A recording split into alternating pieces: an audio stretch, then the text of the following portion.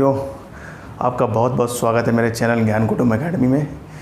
साथियों, जैसा कि आप देख रहे हैं कि सीटेट की प्राथमिकता के आधार पर वीडियोस बनाए जा रहे हैं और ऐसा नहीं है कि बाकी एग्ज़ाम्स का ध्यान नहीं दिया जा रहा है।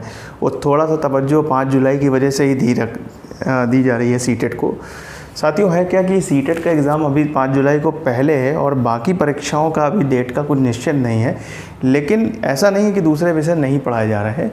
जो आपका विज्ञान का विषय है वो सिर्फ सीटेट जूनियर को उससे सीमित करके मत देखिए। उसमें आपका यूपीएससी, एसएससी, एयरफोर्स और अदर एग्ज़ाम्स का भी उसमें फ़ायदा है। तो साथियों, उसमें ऐसा नहीं है कि सिर्फ वो एक एग्ज़ाम से रिलेटेड है। उसमें मैंने जो क्वेश्चन डाले हैं वो सारे यूपीएससी, एसएससी, रेलवे, एयरफोर्स जो क्वेश्चन आया है वो क्वेश्चन से ही रिलेटेड है। तो उसको सीमित मत कीजिए। और सीटेट के वीडियो पर्यावरण के पीडागोजी से संबंधित वीडियो आएंगे आपके। उसमें मैंने कहा था आपसे 2 या 3 वीडियो आएंगे, फिर क्वेश्चन साथ में ज़्यादा कराऊंगा। क्वेश्चन से ज़्यादा समझ बनती है। तथ्यों को, कुछ जो इम्पोर्टेंट तथ्य हैं जो फिक्स हैं उनको फिक्स करते हुए उनको तो बताऊंगा ही बताऊंगा और क्वेश्चन की प्रैक्टिस कराऊंगा, वो बहुत इम्पॉर्टेंट है। और उन्हीं की कराऊंगा जो पेपर में आए हुए हैं साथियों। तो बने रहिए मेरे साथ, ये सब चीज़ें आपको मिलेंगी। विज्ञान को सीरियसली पढ़िए, जूनियर सीटेट के लिए बहुत इंपॉर्टेंट है। प्रकाश तरंग बायो जब पढ़ा दूंगा तो आपको बहुत सारे क्वेश्चन आपको दिखाई देंगे वहाँ पर। ठीक है साथियों, तो आइए शुरू करते हैं सीटेट के पीडागोजी से संबंधित कुछ। तो सीटेट का पीडागोजी पार्ट 1 है। आज 7 वीडियो आ चुके हैं आपके इन्वायरमेंट स्टडीज़ पे, एनसीईआरटी बुक्स पे आधारित। तो साथियों, इसमें क्या है, सबसे पहले देखिएगा कि ये भूमिका बनती कहाँ से है पर्यावरण शिक्षण की। बहुत पहले पर्यावरण शिक्षण चलने लगा, लेकिन क्या किया, इसकी एक उन्नति एक तरीके से बोल सकते हैं या ज़्यादा प्रभावशाली रूप कब देखने को मिला, वो आपको एनसीईएफ 2000 जब आया। एनसीईएफ 2000 हर समय पर पाठ्य चर्चा, राष्ट्रीय पाठ्य चर्चा आती रही है। 2005 का आप लोग ज़्यादा जिक्र सुनते होंगे क्योंकि उसमें बहुत सारे अच्छे चेंजेस किए गए। लेकिन ऐसा नहीं कि बाकी का इम्पोर्टेंट नहीं है। और इसको टिक हर जगह मत करिएगा। ये क्वेश्चन का जब कॉन्सेप्ट बताऊँगा तो आप समझ जाएंगे कि जब ये पूछा जाए कि किस एनसीईएफ द्वारा ये हमको पता चला कि पर्यावरण विषय को एकीकृत विषय के रूप में, मतलब विज्ञान और सामाजिक अध्ययन को मिला के पर्यावरण विषय को आपको पढ़ना है, वो एनसीईएफ 2000 ने ही हमको सजेस्ट किया या रिकमेंडेशन किया, बताया।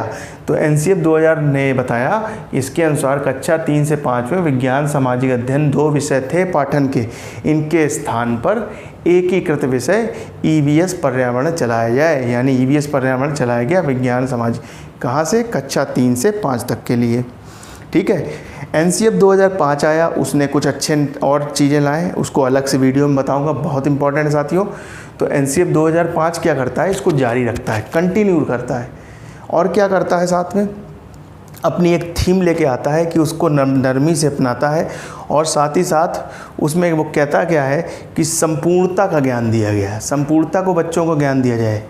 मतलब क्या है संपूर्णता का मतलब? ऐसा नहीं है कि सिर्फ पर्यावरण सिखा दिया जाए। पर्यावरण में अगर मैथ यूज़ हो रही है, साइंस यूज़ हो रही है, सामाजिक अध्ययन यूज़ हो रहा है, कुछ भी यूज़ हो, संपूर्णता आपको ज्ञान में रखनी है।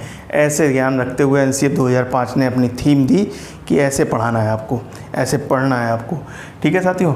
तो अब हुआ क्या, इसमें क्या किया गया, 6 विषय डाले गए। और ये 6 विषय के नाम याद कर लीजिए क्योंकि एक ऑब्जेक्टिव क्वेश्चन इसी से आया था। और उसमें क्या कहा गया था 4 ऑप्शन में, कौन सा पर्यावरण अध्ययन में विषय नहीं है। तो इन 6 के अलावा एक ऑप्शन दे दिया गया था, वो गलत वाला आपको टिक करना था। तो हुआ क्या था ये दिखाता हूँ मैं। और ये जो लिखा है ना, इसी में से पूछा गया था। परिवार और मित्र पहला चैप्टर है, दूसरा चैप्टर है भोजन, तीसरा चैप्टर जो है आपका वो है आश्रय, चौथा चैप्टर है पानी, 5वां चैप्टर है यात्रा, छठा चैप्टर है हम जो करते हैं, काम करते हैं और बातें करते हैं। मतलब जो हम काम करते हैं, मतलब प्रैक्टिकल चीज़ें जो करते हैं और उसको काम करते हैं, मतलब प्रैक्टिकल चीज़ों से जोड़ा गया ये चैप्टर है। तो जो पहला चैप्टर है उसके अंदर 3 चीज़ें डाल दी गई। क्या? रिश्ते, काम और खेल, खूब सारे काम और खेल, पशु एवं पौधे। ये आपकी सारी चीज़ें किस में डाल दी गई, किस में डाल दी गई साथियों? परिवार और मित्र नामक चैप्टर में डाल दिया। और पूछा क्या गया था क्या ऑप्शन दिए थे मैं बताता हूँ, अभी क्वेश्चन कराऊंगा मैं आपको। यला परिवार और मित्र, भोजन, आश्रय और काम और खेल दे दिया गया। अब सोचिए, परिवार और मित्र के अंदर की चीज़ अलग से ऑप्शन में डाल के विषय पूछा, आप कंफ्यूज हो गए, कहीं काम और खेल तो हमने पढ़ा था विषय में, लेकिन वो विषय नहीं है, विषय के अंदर का उपविषय है काम और खेल। ध्यान रखिएगा इस चीज़ को। तो ये ऑब्जेक्टिव में टिक करने को आया था। आइए आगे देखते हैं। एनसीएफ 2005 ने, ये तो बता ही चुका मैं, विषय नरमी से अपनाया और संपूर्णता ज्ञान दिया। इसके आगे देखते हैं, एक यूनेस्को संस्था है और एक यूएनईपी संस्था है, ये जानते हैं आप, United Nation Educational Scientific and Cultural Organization, and साथ में आपका यूएनईपी क्या है, यूनाइटेड नेशन एनवायरमेंटल प्रोग्राम। तो ये क्या है, दोनों संस्थाओं ने क्या किया, शिक्षक के लिए क्या किया, जरूरी दस्तावेज या कुछ नियम बताए कि शिक्षक जो है उसकी दक्षता क्या होनी चाहिए, ये जानकारी पता चलती कि शिक्षक को कैसी नॉलेज होनी चाहिए, कैसे पढ़ाना हो चाहिए, कैसे दक्ष होना चाहिए। तो दक्षता की जानकारी यूनेस्को और यूएनईपी दोनों संस्थाओं द्वारा पता चली। तो पूछा सकता है शिक्षक की दक्षता की जानकारी हमें किन संस्थाओं द्वारा पता चली, हो सकता हो दोनों अलग अलग ऑप्शन में, और अगला तीसरा ऑप्शन दोनों से मिले, यूनेस्को यूएनईपी हो, तो इसको भी अलग तथ्य में याद रखिएगा, इंपॉर्टेंट बहुत है। आइए साथियों को देखते हैं। अब आते हैं पर्यावरण अधिगम के सिद्धांत। सिद्धांत जानने से पहले पर्यावरण के अधिगम क्या होता है ये जानिए। तो पर्यावरण से मतलब रिलेट करते हुए अधिगम की डेफिनेशन सुनते हैं। अधिगम क्या होता है, सीखना। अब सीखना पर्यावरण में कैसे है, प्रैक्टिकल वैल्यूज सीखनी, मतलब प्रैक्टिकल नॉलेज, मतलब जो देखा है वही सीखना है। तो सुनिए क्या है, अनुभव के आधार पर व्यवहार में वांछित परिवर्तन ही अधिगम है। इसकी कई डेफिनेशन अधिगम की दी गई हैं, लेकिन पर्यावरण के लिए बेस्ट डेफिनेशन मैं बता रहा हूँ आपको कि अनुभव के आधार पर जो आपने सीखा है, आपको जिसका एक्सपीरियंस है, उसके आधार पर अपने नया ज्ञान सीखना या कुछ वांछित परिवर्तन कर देना ही क्या है, अधिगम है। सीखना, नया सीखना, तो वो क्या है, अधिगम है। सिद्धांत क्या है इसके अंतर्गत, सिद्धांत है इसके अंदर व्यक्तिगत भिन्नता का सिद्धांत, क्रियाशीलता का सिद्धांत, ऐसे कई सिद्धांत हैं। तो व्यक्तिगत भिन्नता क्या है, व्यक्तिगत भिन्नता अब क्या है, हर बच्चा अलग अलग कैपेसिटी का होता है, कोई बच्चा किसी चीज़ में दक्ष है, कोई चीज़ में, तो ऐसा नहीं एक ही चीज़ सबको सिखाई जाए। क्रियाशीलता, क्रियाएं अलग अलग दी जाएँ, कुछ बच्चों को ऐसा देखा कि वो इसमें ज़्यादा अच्छे हैं तो उनको वाली क्रियाशीलता से जोड़ के दे दिया गया कार्य।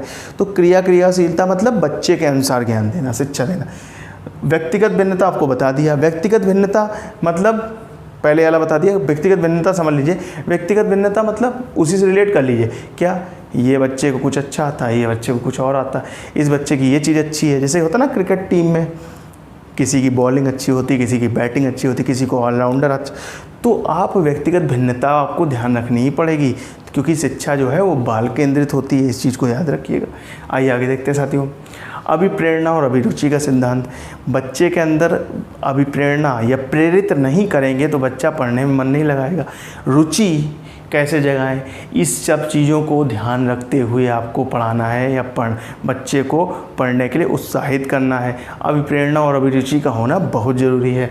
आइए आगे देखते हैं, जीवन से संबंधित का सिद्धांत। ये तो बार बार कहता हूँ। अब जैसे मान लीजिए उसने आम का पेड़ आम जानता ही नहीं वो क्या है, और आपने क्या किया, आम का बगीचा दिखा दिया जाके, तो वो क्या जान पाएगा, नहीं जान पाएगा ना। तो जीवन से संबंधित चीज़ें, जैसे कि पापा मम्मी के बीच में उसका क्या है, वो उसका पुत्र है, वो उनके मम्मी पापा हैं, इनसे संबंधित हुए रिश्ते सिखा दिए। काम और खेल जो उसने खेले हैं या काम जो करता है घर में, जो चीज़ें जानता है, ये बर्तन है, ये आदमी है, ये पौधा है, तो ये सब चीज़ें जब उसको पता होंगी तो उसके आधार पे वो जीवन से संबंधित करके अपना वो और अच्छे से सीख सकता है। तो ये भी एक इम्पॉर्टेंट है। उपयोगिता और नियोजन का सिद्धांत मतलब जो सिखा रहे हो उसकी इम्पोर्टेंस तो पता होनी चाहिए बच्चों को कि उसका महत्व क्या है, उसका नियोजन करके सिखाना बहुत ज़रूरी है। तो नियोजन करना है, साथ साथ उपयोगिता पर भी ध्यान देना है। ठीक है साथियों, आगे देखते हैं, प्रजातांत्रिक व्यवहार का सिद्धांत। प्रजातांत्रिक व्यवहार का सिद्धांत का मतलब है कि आपको सिर्फ एक तरफा नॉलेज नहीं देनी कि शिक्षक बोलता जा रहा है। जैसे अब यहाँ पर इसमें यही दिक्कत है वीडियोलॉजी में, जो मैं एक तरफा बोल रहा हूँ, आप कमेंट करके बात अलग है कि पूछ सकते क्वेश्चन। तो शिक्षक क्या है, उसमें बच्चे को ये स्वतंत्रता होनी चाहिए कि बच्चे को कोई दुविधा हो वो पूछे, अपनी जानकारी ले सके, ज्ञान बढ़ा सके। तो बच्चे के लिए स्वतंत्रता या प्रजातांत्रिक व्यवहार जरूरी है। निर्माण और मनोरंजन का सिद्धांत। अब कुछ सिखा रहे हैं तो बच्चे को मनोरंजन करके, मतलब घुमाने ले गए, कहीं जाके दृश्य विचरण करा दिया, कोई चीज़ में क्या हुआ, उत्साहवर्धक कहानियाँ सुना दी, ये सब मनोरंजन का ध्यान रखते हुए भी शिक्षा दीजिए। आइए आगे देखते हैं, आखिरी क्या है, मनोवैज्ञानिकता का सिद्धांत। मनोवैज्ञानिकता का सिद्धांत क्या है? मनोवैज्ञानिकता का मतलब बच्चे के अंदर क्या करना, बच्चों के अनुसार सिखाना, बच्चा जैसा हो उसके अनुसार सिखाना, मनोवैज्ञानिकता। अब बच्चा जैसा हो, जो चीज़ उसकी अच्छी हो उसको पकड़िए, आप उसके अनुसार ही सिखाइए, बच्चा और अच्छे से सीखेगा। तो इस चीज़ को साथियों याद रखिएगा। आइए आगे देखते हैं, ये बहुत इंपॉर्टेंट है, सब ये पूछे गए हैं, इसको फर्जी मत लीजिए, मैं फर्जी क्यों पढ़ाऊँगा भाई। और कुछ क्वेश्चन अब इसके बाद कल आपको 25 क्वेश्चन की श्रृंखला जो कि पेडागोजी से संबंधित होगी वो आपको ज़रूर बताऊँगा। तो साथियों आइए देखते हैं अब इंपॉर्टेंट कुछ तथ्य। उपागम, पर्यावरण अध्ययन के उपागम। उपागम क्या है? बच्चे के अनुभव को महत्व देना है। ऐसा नहीं कि बच्चे ने आम देखा है और उसने पता लगा अमरूद नहीं देखा, आप अमरूद के भाग पे ले गए। तो बच्चा सीखेगा ज़्यादा किससे? जो उसने चीज़ें देखी हैं, सुनी हैं, समझी हैं। तो बच्चे के एक्सपीरियंस को महत्व देना है। पूर्व ज्ञान आधारित ज्ञान होना चाहिए। फिर वही बात, बच्चे ने जो चीज़ें देखी हैं उससे आधारित ज्ञान देंगे, आगे और कुछ सिखाएंगे तो मजबूती और टिकाऊ तरीके से सीखेगा। मतलब कैसे सीखेगा? मजबूत एवं टिकाऊ तरीके से। आइए आगे देखते हैं, मूर्त से अमूर्त। मूर्त से अमूर्त मतलब पहले जो नहीं देखी वो सिखाएंगे आप, पहले जो देखी हैं फिर वो चीज़ें उसको अमूर्त की तो ले जाएंगे। मूर्त से अमूर्त की तरफ ज्ञान देते हैं। ठीक है साथियों, तभी तो पर्यावरण शिक्षण में और मज़ा आएगा। ऐसे ही बिना उसको जानी हुई चीज़ें दिखा देंगे तो नहीं कर पाएगा, छोटा बच्चा है ना। आइए आगे देखते हैं, कक्षा में प्रभावी शिक्षण क्या है? बच्चे की संकल्पनाओं को नए ज्ञान से जोड़ना। मतलब क्या है? जो उसने सीखा है, जो अनुभव लिए हैं, उसकी जो संकल्पना है, जो उसको आता है, उसको नए ज्ञान से जोड़ दीजिए और वो मजबूती के साथ वहाँ पे आगे बढ़ के क्या करेगा? उसका ज्ञान को मजबूती से सीख लेगा। तो संकल्पनाओं को जोड़ना ज़रूरी है।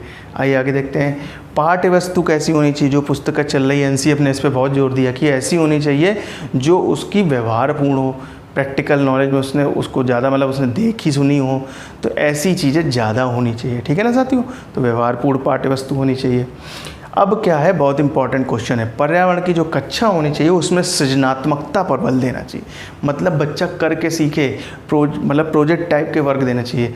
होता क्या है कि इसमें जो इम्पॉर्टेंट क्वेश्चन बनता है वो 10 बार पूछा गया है। क्या है? सृजनात्मकता क्या है पर्यावरण की कक्षा में, और बाल विकास में भी पूछा गया है, 10वीं बार आपको पूछा जाएगा। सृजनात्मकता अभिसारी चिंतन है कि अपसारी चिंतन है? इसकी समस्या दूर ही कर लीजिए भैया।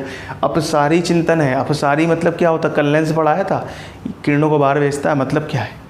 पर्यावरण में क्या संकुचित ज्ञान देते हैं? नहीं, बहुविध ज्ञान देते हैं, बहुत तरीके के सब्जेक्ट्स को लेके चलता है। सृजनात्मकता ऐसे क्या है? कई चीज़ों का समावेश होती है, मतलब बहुविध ज्ञान होता है। अपसारी मतलब बहुविध ज्ञान, तो बहुविध भी कहीं कहीं पूछ रहा है, अपसारी अभिसारी में बहुत बार ऑप्शन आया। सृजनात्मकता क्या है? अपसारी चिंतन। और कहीं कहीं पूछ दे, जल्दबाजी में ना पूछ दे सृजनात्मकता क्या नहीं है और अपसारी लगाया है, अभिसारी है। ठीक है, तो याद रखिएगा। पर्यावरण की जो कक्षा है उसमें स्वच्छता, शुद्धता, मूल्यांकन, ये जो 3 चीज़ें हैं, इसका क्या तथ्य है? ये शारीरिक क्षेत्र है कि ये मानसिक क्षेत्र है? ये कैसा है? ये भावात्मक क्षेत्र है। बच्चा जब तक भाव उसके अंदर ये नहीं आएगा कि हमें कक्षा में शुद्धता और आपको स्वच्छता रखनी है, तो क्या है, तब तक वो नहीं रखेगा। तो भावात्मक क्षेत्र है आपका।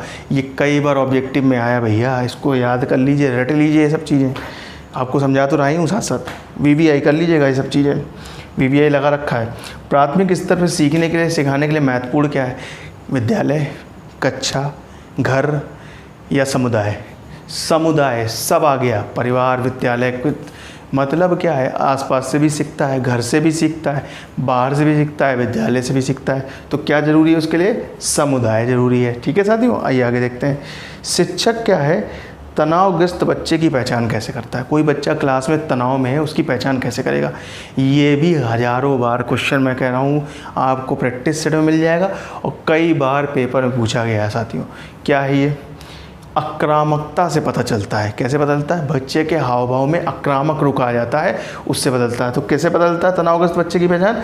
आक्रामकता से पता चलती है। ठीक है साथियों, आइए आगे देखते हैं। अंतिम EVS में, अंतिम मतलब आज का अंतिम, EVS में अच्छे गृहकार का केंद्र मुख्यतः क्या है?